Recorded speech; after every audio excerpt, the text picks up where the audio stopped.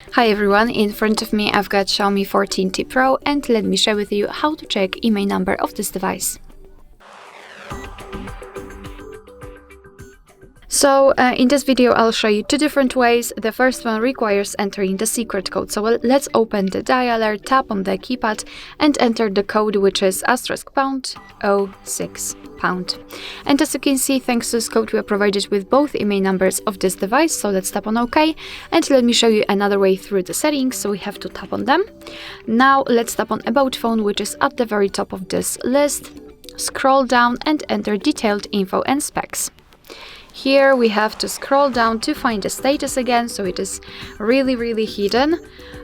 Scroll down and as you can see here we've got both IMEI numbers for both SIM slots. Of course we have to tap on them to show the information about IMEI numbers.